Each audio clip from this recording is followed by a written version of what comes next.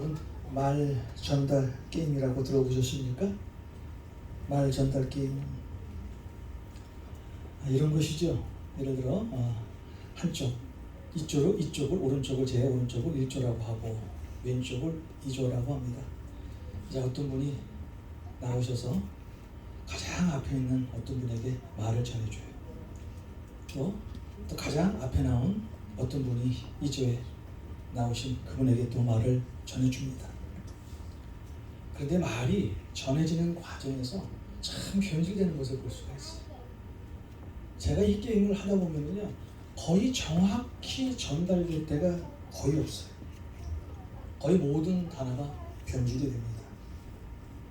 자, 예를 들어 우리 장로님께 나만 바라보세요 라고 이야기를 한다면 나만 바라보세요 라는 말이 어떻게 저기 우리 선교사님 뒤에 가서 변질이 될까요?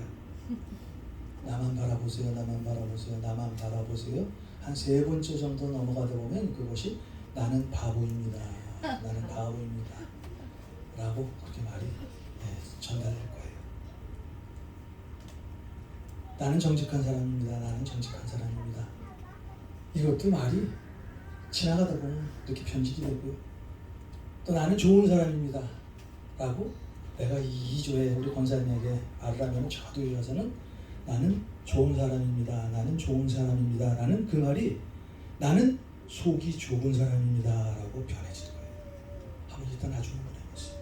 제가 신학교 때 우리 신학교 그 교수님이 1년에 전반기 후반기 이 2번의 수련회를 꼭 했는데요, 꼭 이렇게 말 전달 게임을 했어요. 제가 그때 기억나는 한 가지, 맨 앞에 사람이 분명히 나는 신학생입니다 라고 말을 전했는데 나는 신학생입니다, 나는 신학생입니다, 나는 신학생입니다 라가 맨 끝에 가서 어떻게 변해졌을까요? 나는 신집사님입니다 라는 말로 바뀌더라고요. 그거 내가 경험해 봤습니다.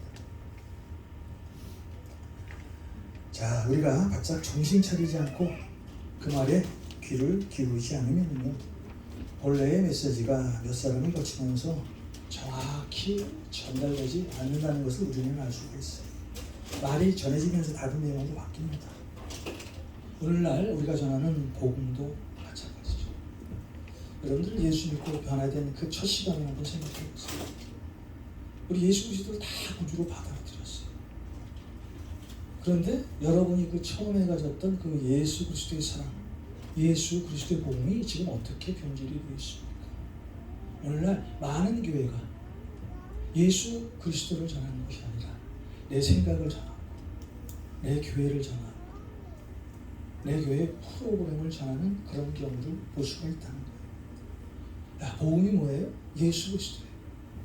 복음은 예수 그리스도를 전하는 것이 복음입니다. 그래서 바울이 로마서 1장에 복음, 하나님 나라의 복음은 예수 그리스도시다 라고 단정을 지었어요. 여러분이 전하는 복음 다른 것이 아니에요. 오직 예수 그리스도를 전하는 것이 복음입니다. 그분 한 분만을 전하는 것이 복음이라는 거예요. 우리가 정말 우리 LA 감사하는 교회가 주님이 이 땅에 오셔서 하셨던 그 일을 우리가 한다면 그것이 우리 주님께서 가장 기뻐하시는 일이라는 거예요. 오늘 우리가 읽은 이 말씀은요, 우리 예수님께서 이 땅에 오셔서 가장 원하셨던 그런 일 2가지입니다. 그 일의 첫째는 복음을 전하는 일이었습니다. 그리고 2번째는 제자를 만드시는 그 일이었습니다. 사실 오늘 말씀이 마태복음 28장의 마지막에 우리 예수님께서 우리에게 하신 그 말씀과 겹치게 되죠. 그러므로 너희는 가서 모든 민족을 제자로 삼아 아버지와 아들과 성령의 이름으로 세례를 베풀고 내가 너희에게 분부한 모든 것을 가르쳐 지키게 하라. 자, 이 말씀을 거꾸로 해석을 하면 내가 너희에게 전한 복음을 모든 사람에게 지키도록 하게 하고 그리고 너희는 가서 모든 민족을 네가 아는 모든 사람을 제자로 삼으라라는 그런 말씀입니다. 자, 오늘 예수 믿고 변화된 여러분들이 가장 먼저 해야 될 2가지 일을 오늘 주님께서 말씀하시고 계십니다. 그 명령의 첫 번째, 먼저 우리 예수 믿는 우리가 가장 먼저 해야 될 일은 복음을 전하는 일이라는 거예요. 예수 믿고 변화된 사람은 반드시 주님의 복음을 증거하게 되어 있습니다. 자, 오늘 우리가 읽은 본문의 14절 시작을 한번 볼까요? 오늘 본문의 14절 시작. 요한이 잡힌 후. 자, 이 성경에 보면 예수님을 증거하기 위해서 왔던 사람이 세례 요한입니다. 그런데 오늘 본문은 이 세례 요한이 잡혔다고 말씀을 하고 있어요. 자, 세례 요한이 이제 잡혔다는 것은 그 당시 더 이상 세상에서 예수 그리스도를 증거할 수 없다는 이야기입니다. 이제 그동안 요한이 했던 사역, 예수님을 증거하는 사역이죠. 그 사역이 끝났다는 것을 의미합니다. 이제 요한은 무대에서 퇴장하는 거예요. 요한이 퇴장한 후에 우리 예수님께서 등장하시는 것입니다. 어떻게 보면 구약의 마지막 선지자가 세례 요한이었어요. 자, 이제 구약의 시대가 지나가고 새로운 신약의 시대가 찾아오는 것을 볼 수가 있습니다. 자, 드디어 우리 예수님께서 신약에 등장하시면서 오늘 14절을 통해서 말씀하십니다. 오늘 말씀의 15절입니다. 오늘 말씀의 15절. 오늘 말씀 1장 15절. 가라사대 때가 찼고 하나님 나라가 가까웠으니 회개하고 복음을 믿으라 하시더라. 이르시되 때가 찼고 하나님의 나라가 가까이 왔으니 회개하고 복음을 믿으라. 이르시되 때가 찼고. 여기서 때라는 것은요, 시간을 말하는데요. 성경에는 두 종류의 시간이 있다고 제가 한번 말씀을 드렸습니다. 하나는 크로노스의 시간입니다. 또 다른 하나는 카이로스의 시간입니다. 크로노스의 시간, 물리적으로 그냥 흘러가는 그런 시간이에요. 지금 여러분이 사용하는 그 24시간이 크로노스의 시간입니다. 매일 시계가 표시해주는 그 시간이 크로노스의 시간입니다. 자, 그 시간은 내가 원하는 시간이에요. 하나님이 원하는 시간이 아닙니다. 그런데 카이로스의 시간은 하나님이 원하는 시간이에요. 그 시간은 내가 측정할 수 없는 그런 시간입니다. 그 시간은 하나님의 시간이기 때문에 그 시간이 도래하면 하나님의 뜻이 이루어지게 됩니다. 예를 들어 하나 볼까요? 자, 창세기 보면 하나님께서는 아브라함에게 아들을 주시겠다고 약속을 합니다. 그런데 아브라함이 원하는 시간에 아들을 하나님께서는 주시지 않았어요. 자, 아브라함이 원하는 그 크로노스의 시간은 계속 흘러만 갑니다. 길어집니다. 그래서 아브라함은 마음이 조급해졌어요. 결국 하갈이라는 첩을 통해서 누구를 낳죠? 이스마엘. 하갈이라는 첩을 통해서 이스마엘이라는 아들을 낳습니다. 자, 아브라함은 하나님의 약속을 갖고 몇 년이 흐른 후 25년이 흐른 100세의 독자 이삭을 갖게 되죠. 자, 이 시간이 바로 카이로스의 시간이에요. 하나님의 시간이에요. 하나님의 뜻이 이루어지는 그 시간이 바로 카이로스의 시간이에요. 자, 그래서 여러분이 하나님 앞에 기도해요. 그런데 그 하나님께서 응답해 주시잖아요. 나는 아침마다 기도하고 나는 정말 열심히 말씀을 통해 살면서 하나님 앞에 기도하는데 그 기도 제목이 응답받지 못할 때가 있어요. 그때 기도를 멈춰서는 안 됩니다. 하나님 앞에 하면 계속 기도해보세요. 하나님의 시간에, 하나님이 원하는 그 시간에 여러분의 기도에 응답하시는 분이 하나님이에요. 자, 성경에서 때가 찼다 라는 의미는 하나님의 시간이 왔다라는 거예요. 자, 오늘 말씀에서 그때가 찼다. 그때가 찼다. 주님이 일하시는 시간이 되었다는 거예요. 자, 그렇다면 주님이 이 땅에 무엇을 하시기 위해서 오셨을까요? 주님이 왜 이 땅에 오셨어요? 자, 오늘 14절. 오늘 말씀의 14절. 오늘 말씀의 14절에 요한이 잡힌 후 예수께서 갈릴리에 오셔서 하나님의 복음을 전파하여. 요한이 잡히면 예수께서 갈릴리에 오셔서 하나님의 복음을 전파하여. 자, 예수님께서 이 땅에 오신 이유 첫 번째, 복음을 증거하시기 위해서 오셨다. 복음을 알지 못하는 이 세상 사람들에게 증거하시기 위해서 우리 예수님께서 이 땅에 오셨다는 거예요. 자, 이 복음이라는 단어 우리 헬라어로 보면은 유앙겔리온이라고 말을 합니다. 유앙겔리온. 자, 그 뜻은 기쁜 소식이에요. 그런데 사실 이 단어는요, 그 2000년 전에 예수님이 오셨을 때 우리 그리스도인만이 사용하는 그런 단어가 아니었어요. 2000년 전에요, 이 복음이라는 단어는 그렇게 생소한 단어가 아니었어요. 2000년 전 세계를 지배했던 로마의 모든 시민들, 로마의 속국인 모든 사람들이 이 복음이라는 단어를 다 알고 있었어요. 자, 예수님 당시에요, 세계를 통치했던 나라가 로마입니다. 자, 어느 날 로마 황제가 로마의 식민지에게 로마 황제의 명령으로 전령을 통해서 메시지를 보내는데 그것이 황제의 복음이라고 이야기를 했어요. 로마 황제가 로마 식민지에 로마 황제가 명령한 그 어떤 메시지를 보낼 때 그 메시지의 이름을 황제의 복음이라고 말했다는 거예요.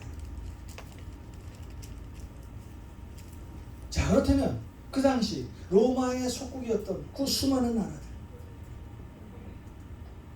로마 황제의 복음이 오면은 얼마나 기뻐했을까요? 그렇잖아요. 복음이라는 뜻, 유앙겔리온이라는 이 뜻의 의미는 기쁨이라는 뜻. 그런데 그 로마 황제의 명령이 그 식민지에 도달했을 때 식민지에 있었던 사람들이 그 소식이 정말 기뻤을까요?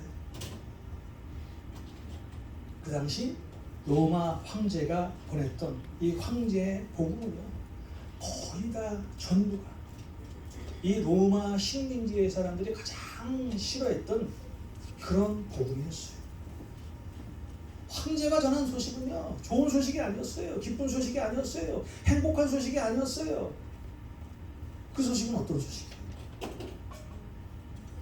너희들에게 세금을 좀 올려받겠다.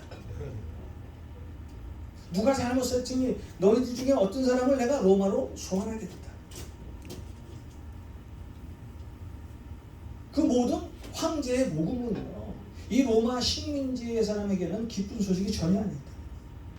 자, 식민지 백성에게 어떤 것을 요구했던 것이 황제의 복음이었다는 거예요. 자, 그래서 로마 식민지에 살았던 사람, 로마 황제가 보내는 그 황제의 복음이 오면은요, 가슴이 철렁했던 거예요. 혹시 내가 저 메시지에 잡혀서 로마로 소환되지 않을까? 그런데 주님께서 이 땅에 오셔서 우리 주시는 그 복음은 어떤 복음? 기쁨의 복음이에요. 최고의 복음이라는 거예요. 유앙겔리온, 그 뜻 그대로 우리에게 최고의 기쁜 소식을 줬던 것이 예수 그리스도의 복음인 거예요. 여러분이 너무나 잘 알죠? 요한복음 3장 16장, 하나님이 세상을 이처럼 사랑하사 독생자를 주셨으니 이는 그를 믿는 자마다 멸망하지 않고 영생을 허락하게 하십니다. 하나님이 세상을 이처럼 사랑하사 독생자를 주셨는데 그 독생자가 누구예요? 그분을 믿기만 한다면 우리는 영원한 생명을 얻을 수 있다는 거예요. 이거보다 더 큰 복음이 어디 있겠어요? 그렇지 않아요. 우리는 죽을 수밖에 없는, 영원히 죽을 수밖에 없는 그런 존재인데 예수 그리스도가 이 땅에 오셔서 그 복음을 증거했는데 그 복음이 우리를 너무나 사랑하셔서 그를 믿기만 하면 우리는 멸망하지 않고 영원한 생명을 얻을 수 있다는 거예요. 복음이라는 것이 이런 것이 복음이에요. 다른 게 복음이야. 영원히 죽을 수밖에 없는 우리에게 하나님께서는 예수 그리스도를 이 땅에 보내주시는 그런 복음의 소식을 우리에게 주셨다는 거예요. 그래서 복음은 뭐예요? 예수 그리스도, 길이요 진리요 생명이신 그 예수 그리스도를 믿는 그 자체가 복음이라는 거예요. 자, 오늘 마가는 예수님이 전하시는 그 복음이 로마 황제가 그 당시 보냈던 그 복음과는 다르다는 것을 보여줄 필요가 있었겠죠. 자, 그래서 하나님이 보내신 복음과 로마 황제가 보내는 그 복음의 차별성을 두기 위해서 오늘 마가는 14절에 그냥 복음을 전했다라고 말씀하지 않았죠. 하나님의 복음을 전파하여. 요한이 잡힌 후 예수께서 갈릴리에 오셔서 하나님의 복음을 전파하여. 세상 사람들이 우리에게 전해주는 그 복음은요, 믿을 만한 것이 못 돼요. 처음에는 달콤할 수가 있어요. 근데 그 결과는 여러분들이 경험해 보셔서 다 한 거예요. 자, 오늘 우리 예수님께서는 하나님의 복음을 전파해 주시기 위해서 이 땅에 오셨다. 자, 그렇다면 그 하나님의 복음 15절, 우리 오늘 말씀의 15절을 다시 한번 볼까요? 오늘 말씀에 15절입니다. 가라사대 때가 찼고 하나님의 나라가 가까이 왔으니 회개하고 복음을 믿으라 하시더라. 자, 그 복음의 내용은요, 이제 때가 찼다는 거예요. 하나님의 나라가 가까이 왔다는 거예요. 사실 그 당시 그 전 세계는 사실 거의 모든 나라들이 로마 식민지에 속해 있었어요. 그 로마 식민지에서 들었던 그 황제의 복음을 들었던 그 당시 그 모든 사람들은 전부 다 그 소식이 기쁜 소식이 아니라 불행한 소식이었다. 여러분, 하나님께서 통치하는 나라는 어떤 나라예요? 예수 그리스도가 통치하는 것이 하나님의 나라예요. 예수님을 왕으로 모시고 하나님의 통치를 경험하는 그 나라가 바로 하나님의 나라라는 거예요. 그래서 2000년 전 로마 사람들이, 로마 식민지에 살았던 그 사람들이 들었던 그 황제의 복음과 우리 예수님께서 이 땅에 오신 그 복음은요, 완전히 다르다는 거예요.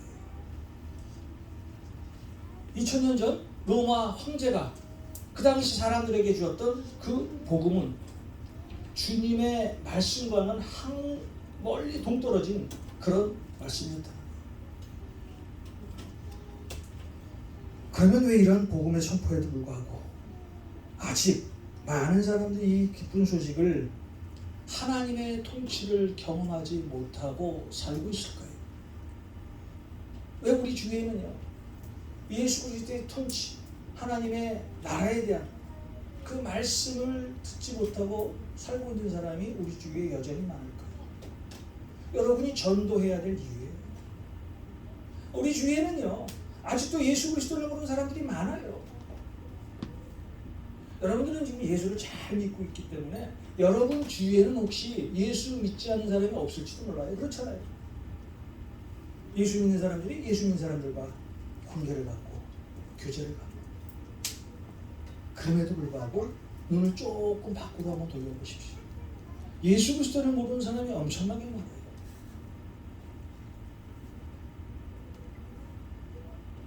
우리가 복음을 먼저 접하고 복음이 어떤 것인지를 알기 때문에 우리가 전도해야 될 이유가 있다는 거예요.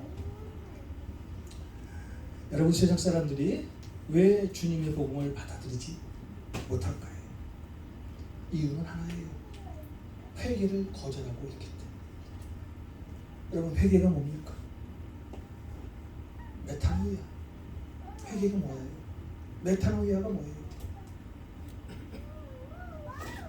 잘 가다가 보니까 이 길이 아니야. 내가 가는 길이 아니야. 그래서 즉시 올바른 방향으로 내 발길을 돌리는 것이 회개예요. 자, 생각과 행동이 하나님을 떠난 삶에서, 지금 내 삶이 하나님 말씀 안에서 살지 않고 있구나 라는 그 생각을 가지고 즉시 하나님 말씀으로 돌아가는 것이 회개예요. 회개는 천천히 하는 거 아닙니다. 생각해서 하는 것이 회개가 아닙니다. 내가 하나님의 말씀을 깨닫고 즉시 하나님 말씀 안으로 들어가는 것이 회개라는 거예요. 사실 그렇잖아요.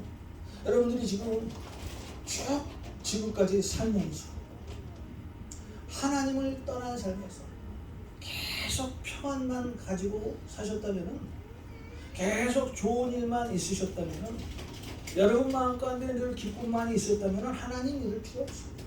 그렇잖아요. 늘 좋은 일만 생기는데, 늘 행복한 일만 생기는데,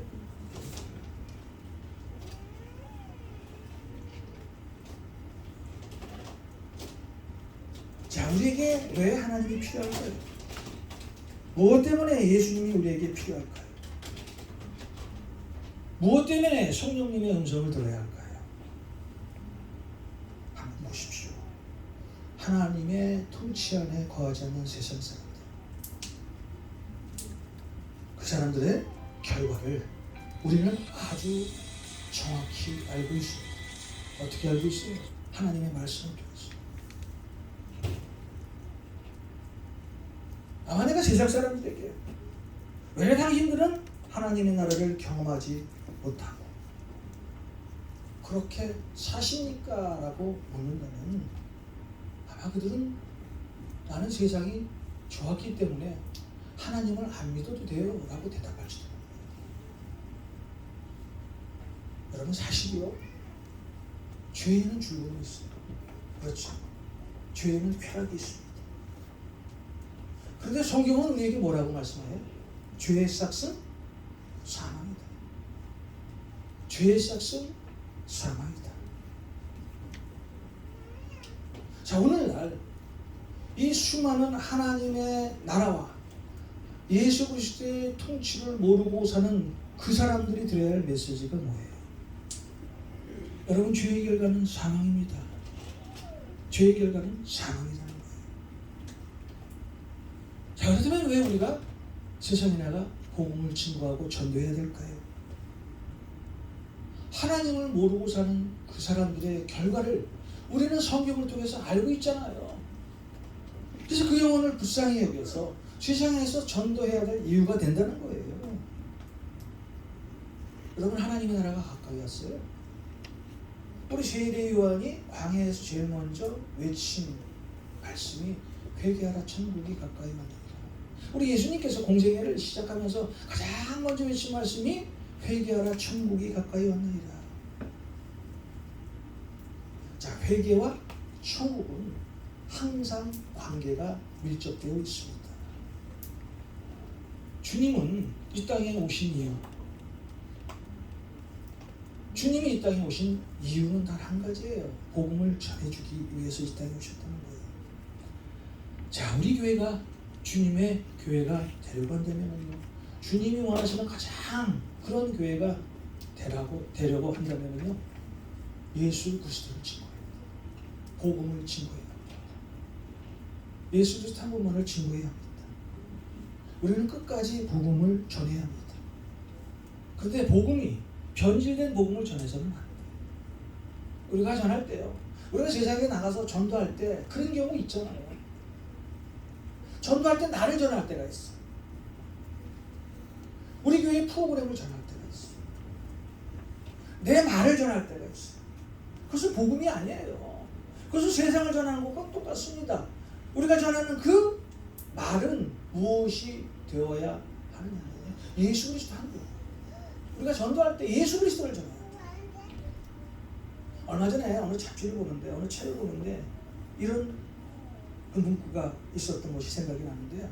오늘날 많은 사람들이 교회에 나오지 않는데, 물론 이제 팬데믹 이후에 많은 분들이 교회를 떠났습니다. 근데 어떤 분이 그 책에 기고를 했어요. 내가 교회를 나가고 싶지 않은 이유 첫 번째, 예수 그리스도를 전해주는 사람이 별로 없다는 거예요. 그리스도를 전해주는 사람이 없다는 거예요. 복음이 쉬운 예수님을 전하는 사람이 별로 없다는 거예요.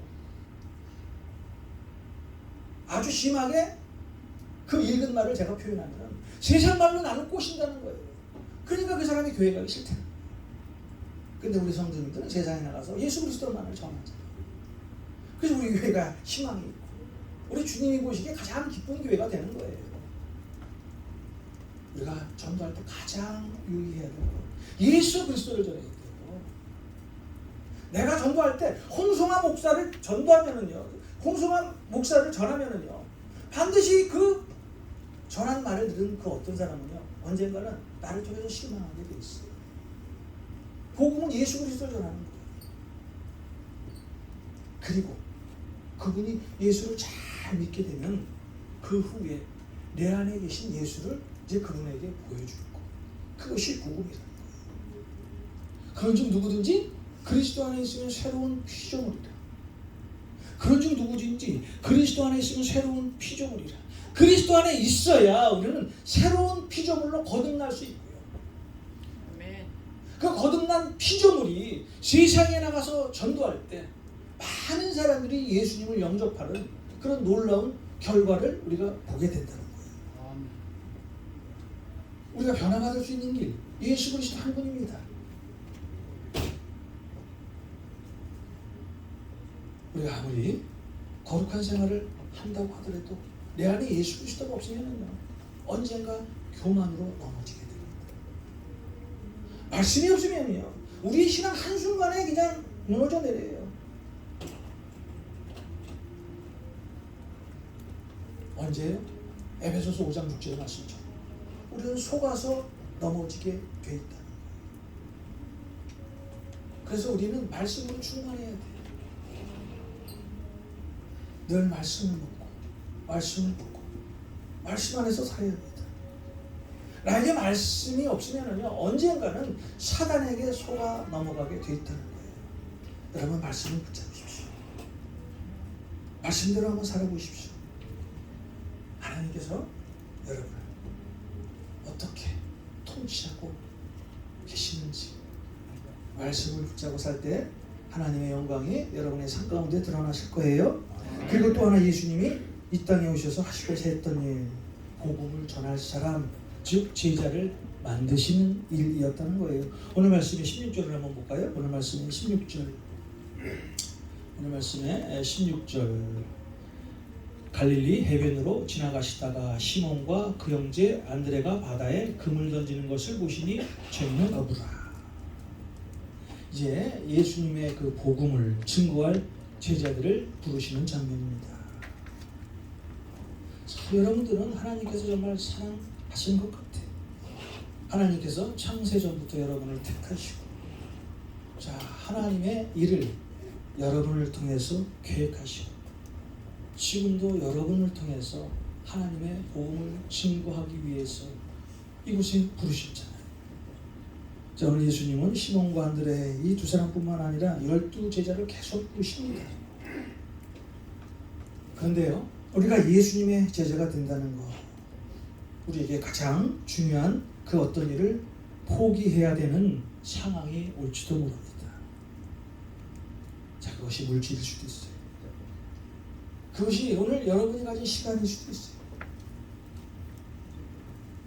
아니요, 어떤 것은 여러분이 가장 소중하게 생각하는 그 어떤 것일 수도 있어요. 자, 오늘 오고였던 시몬과 안드레가 그에게는 밥줄과 같은 그물을 버리고 배도 버리고 가족까지 버리고 그리고 예수님을 따르는 것을 볼 수가 있어요. 18절에 곧 그물을 버려두고 따르느니라. 곧 그물을 버려두고 따르느니라. 이 마가복음을 읽다 보면은요, 이 곧이라는 단어가 굉장히 많아요. 제가 다 찾지는 못했는데 한 30여 개까지는 찾았어요. 여러분, 마가복음을 읽다가 이 곧이라는 단어를 한번 찾아보세요. 나를 따라오너라. 내가 너희들 사람 낳는 어부가 되게 하리라. 자, 예수님의 이 말씀을 듣고 예수님의 제자가 됐던 사람들, 이 어부들 곧 다 버렸다는 거예요. 예수님, 나에게 조금만 시간을 주시겠습니까? 내가 지금 정리할 것이 있습니다. 우리도 하나님의 일을 할 때 그런 우리 주님의 음성을 들을 때가 있잖아요. 여러분들에게 우리 하나님께서, 예수님께서, 성령님께서 아무개야 이거 좀 할 수 없겠니? 그때 여러분은 어떤 반응을 보이세요? 예수님의 제자들처럼 곧 즉시 지금 하겠습니다 라고 대답하시겠어요? 아니, 예수님, 우리 하나님 성령님, 잠깐만 저에게 좀 시간을 좀 주세요. 내가 좀 할 일이 좀 있어요. 일을 하면은요, 나에게 많은 지금 유익이 돌아오는 그것들이 있는데 요거 끝내고 내가 예수님의 일을 할게요. 그때 순종할게요. 하나님의 일은요, 어떤 유익, 내 실리로 하는 것이 하나님의 일이 아니에요. 하나님의 일은 하나님께서 여러분에게 감동을 주시고 말씀하실 때 곧, 즉시, 지금 바로 하는 것이 하나님의 일이라는 거예요. 정말 우리 주님께서는요, 이 12명의 제자들을 뽑을 때 참 사람의 성품과 마음과 다 있던 것을 보고 뽑으신 것 같아요. 물론 가룟 유다는 제외하고. 2000년 전에 우리 예수님의 그 12제자 가룟 유다를 제외한 마띠아를 말하는 것입니다. 참 얼마나 우직겠습니까? 우리 주님께서 말씀하시면 그 말씀에 다 순종하고 자기의 모든 것을 다 버리고 자기가 갖고 있는 그 모든 시간을 예수님께 바치고 헌신했던 것을 우리는 다 알 수가 있습니다. 그물을 버리고 배를 버리고 심지어 가족까지도 버리고 우리 예수님의 제자들은 예수님을 따랐다는 거예요. 자, 여러분에게 한번 제가 질문을 한번 해볼까요? 자, 여러분은 얼마나 정말 주님 앞에 충성되고 순종하고 예수님을 따르고 있는지. 자, 이 테스트에 100점을 받으시면 여러분이 예수를 믿고 난 이후에 정말 한 사람이라도 여러분이 사람 낚는 어부가 되셔서 우리 주님 앞에 데려와 보셨습니까? 아멘? 여러분은 다 그렇게 전도하시고 복음을 전하셨을 뿐이죠. 그러니까 그것으로 끝나지 마시고 우리 예수님께서 이 땅에서 복음을 전거하시고 예수님의 제자를 삼으셨던 것 같이 여러분도 세상에 나가서 주님의 복음을 증거하시고 우리 예수님의 제자를 여러분을 통해서 삼으시기 부탁드립니다. 예수님의 제자의 조건 다른 것 없어요. 내가 들은 복음 세상에 전하는 거예요. 그리고 우리 예수님의 말씀대로 예수님의 제자가 되기 위해서 여러분들이 하나의 씨앗이 되는 거예요. 복음을 알지 못하고 복음을 듣지 못한 사람들에게 예수님을 증거하는 그 일. 자, 그 일이 우리 주님께서 가장 기뻐하시고 좋아하시는 일이라는 거예요. 오늘 우리가 읽은 이 말씀이 예수님께서 이 땅에 오셔서 하시는 모든 일에 함축된 말씀입니다. 예수 믿고 변화된 사람들이 예수님처럼 살 수 있는 길, 오직 주님의 복음을 증거하는 것과 주님의 제자를 만들어가는 거예요.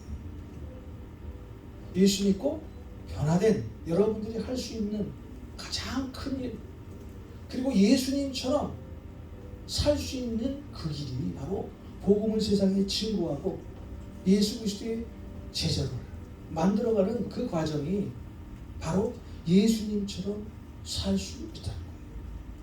우리가 예수님처럼 살 수 있다면, 바울처럼 살 수 있다면 하나님께서 얼마나 기뻐하시겠어요. 이 땅에 있는 이 교회의 존재의 목적, 우리 LA 감사하는 교회의 존재의 목적, 다른 것 없습니다. 복음을 세상에 전하는 일, 그리고 예수님의 제자를 만드는 일입니다. 오늘 예수님의 제자들은 그물을 버리고 배를 버리고 그리고 심지어 가족까지 버리고 예수님을 따라갔습니다. 이 세상을 변화시키기 위해서 그들은 예수님의 제자가 되었습니다. 예수님이 이 땅에 오셔서 복음을 전파하시고 제자들을 만드셨던 이 일에 여러분도 오늘 온 마음과 힘을 다하여 헌신하셔서 하나님이 가장 기뻐하시는 복음 전파와 예수 그리스도의 제자를 만드신 그 일에 동참하시는 여러분 한 분 한 분이 되시길 주님의 이름으로 축원드립니다.